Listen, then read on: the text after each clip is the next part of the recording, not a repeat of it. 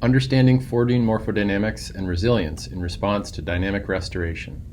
My name is Ian Walker, and I'm a professor of geography at the University of California, Santa Barbara, and my co-presenter is Zach Hilgendorf, a PhD student at Arizona State University.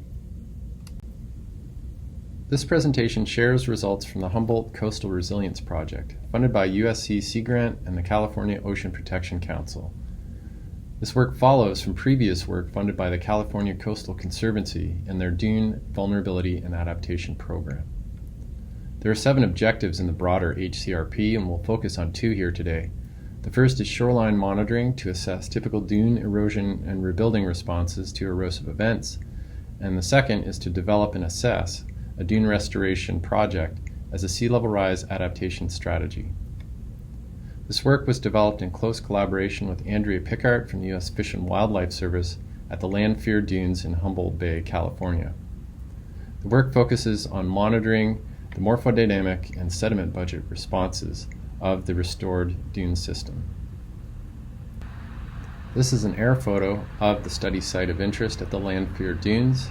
You can see in the right side of the image here, we have a very densely vegetated foredune system, and this is with Ammophila arenaria, which is an invasive species, and then off to the left and in the distance, we have a more sparsely vegetated landscape.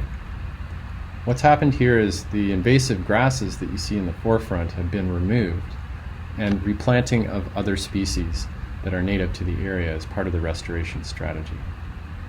So in the bottom right, we have the Ammophila arenaria, which serves as a control site for the invasive species, and then various treatments of native vegetation, with a total of 5 study plots of interest.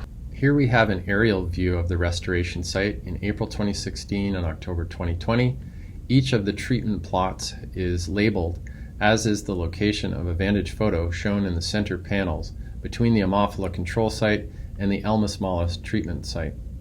In April 2016, after the invasive plants had been removed, there was a fair amount of landward sand transfer, although the foredune did remain essentially in place.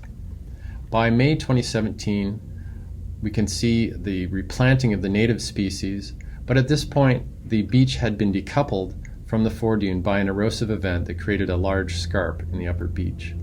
By October 2020, however, the sand ramp that connects the beach to the foredune had been rebuilt, and you can see a fairly healthy ecosystem here. This study asks the following research questions.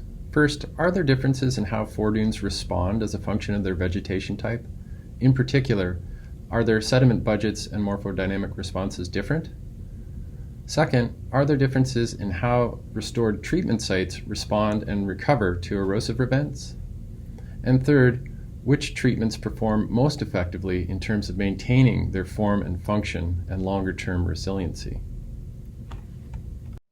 To monitor and assess foredune evolution over time, we collected data with terrestrial laser scanners. Collections typically occurred in spring after the erosional winter regime, and again in fall after the summer rebuilding period. This method then allows us to model the bare surface of the dune with centimeter accuracy. Using a method called topographic differencing, we can produce a change surface between 2 given collections. This is then filtered to remove pixels that are below a realistically measurable threshold. Here we can see change detection results from November 2015 through September 2018. Red colors signify erosion, while blue colors indicate deposition. We see a lot of red in the November 2015 to April 2016 and September 2016 to May 2017 intervals, representing the second and first greatest erosional signatures we recorded. These are related to the 2015-16 El Nino and stronger winter storms during 2016-17. Following these initial erosive events, the beach and seaward face of the dune began to rebuild between May 2017 to 18, though much quicker in the natively vegetated plots than the invasive plots.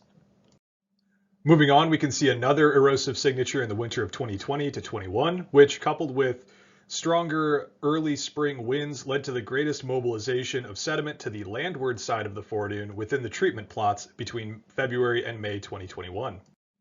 To put this into a more visual context, here we see the state of the foredune in April 2016 after invasive removal and before native planting.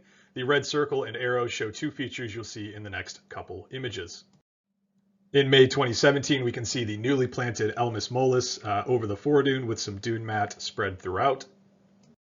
3 growing seasons later, in September 2019, we can see that the Elmas has reorganized, matured, and that more dune mat has moved across the dune.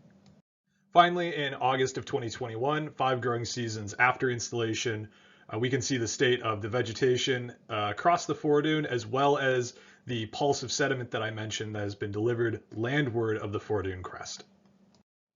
These findings, along with our hypotheses, have allowed us to develop this conceptual model for natively and invasively vegetated foredunes, where in a natively vegetated foredune, we would expect faster recovery and enhanced resiliency to erosive events, a more gradual seaward slope with sparser vegetation across the dune, greater sediment connectivity landward of the dune, natural vegetation succession and greater biodiversity, the development of a wider, broader foredune with enhanced onshore sediment storage potential, and the ability of the foredune to translate landward with rising sea levels. Whereas we expect an invasively vegetated foredune to recover more slowly to erosive events, exhibiting decreased resiliency, steeper stabilized slopes with dense root structures that steer winds and sediment along shore, a reduction in landward sediment exchanges, denser vegetation with decreased biodiversity, a generally narrower dune with decreasing sediment storage capacity, and the dune is static and eroded, less capable of responding to rising sea level. There are 2 takeaway points from this research. First, dunes with native vegetation at this location are able to maintain their sediment budgets and recover faster from erosive events. Landward sand transport is typical in these systems, and it's required to maintain the morphodynamics and sediment budgets, and longer-term ability to translate landward with sea level rise. Dune widening and growth is observed concurrent with vegetation growth. Combined, this makes these foredunes more resilient. In contrast, invasive vegetation on dunes serves to increase the recovery time from erosional events. It limits onshore sand transport and prevents native plant succession and reduces biodiversity. So combined, this results in a less resilient foredune system that is susceptible to further erosion from sea level rise. We'd be happy to take any questions you might have through email. Thank you.